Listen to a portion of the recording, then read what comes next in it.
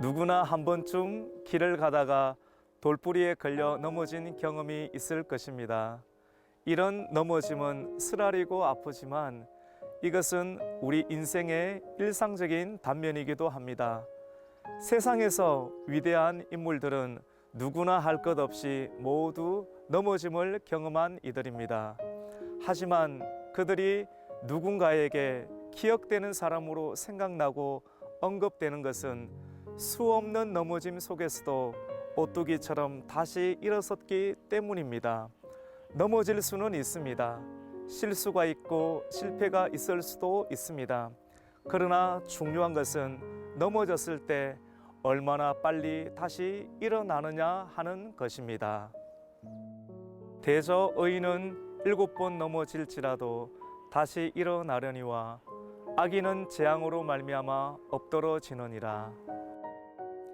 세상은 갈수록 사납고 험악해져 갑니다. 예수님은 악하고 음란한 세대가 표적을 구한다 하셨습니다. 악하고 음란하다는 것은 무질서해졌다는 것입니다. 선을 지키지 못하니 악이 되고 거룩함이 깨어져 음란이 된 것입니다.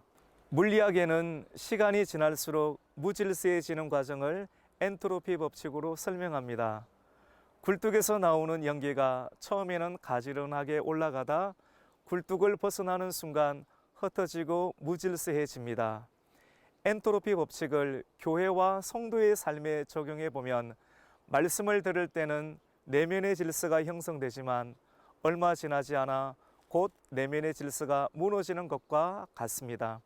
시간이 지날수록 나태해지며 타성해졌는 삶에서 우리와 우리의 자녀들이 다시 일어서기 위해서는 믿음의 재발견이 필요합니다.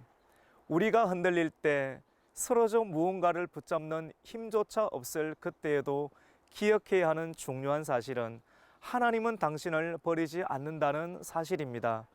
주님은 멀리 있지 않습니다. 당신과 매우 가까이 계십니다. 여러분 알고 계십니까? 당신이 약해져 아무것도 할 수 없다고 여기지는 그때가 하나님의 부르심을 가장 정확하게 들을 수 있는 때입니다. 하나님의 부르심은 언제입니까? 실패하여 내 안의 자신감이 바닥이 났을 때, 그래서 나 같은 사람이 무엇을 할 수 있을까 하는 그때 하나님은 부르십니다. 하나님은 모세를 가장 왕성한 40세에 부르지 않으셨습니다. 하나님은 모세를 인생의 황혼기인 80세에 부르셨습니다. 하나님은 예수님을 결코 알지 못한다고 소리치며 부인한 실패한 베드로의 빈배에 찾아가 다시 하나님의 동력자로 베드로를 세우셨습니다.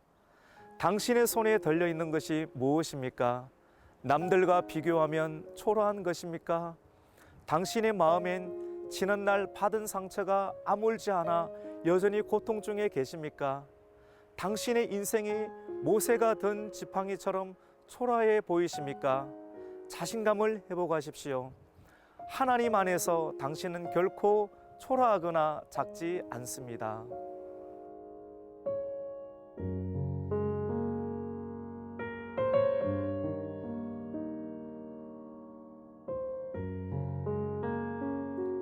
깨어지고 무질서해져 버린 당신에게 손을 내미시는 하나님의 손을 다시 잡으세요. 믿음으로 다시 잡은 지팡이는 노인의 몸을 기대고 의지하는 지팡이가 아닙니다. 믿음의 재발견 속에서 하나님의 손에 붙들린 지팡이는 애굽 왕 바로의 홀보다, 세상의 그 어떤 왕이 지는 홀보다 훨씬 더 강한 능력의 지팡이가 될 것입니다. 하나님은 당신을 부르고 계십니다. 초라한 지팡이와 같은 당신의 인생을 통하여 작은 자가 천을 이루고 약한 자가 강국을 이루게 하시는 하나님의 뜻이 당신의 순종을 통하여 이루어지기를 바라고 축복합니다.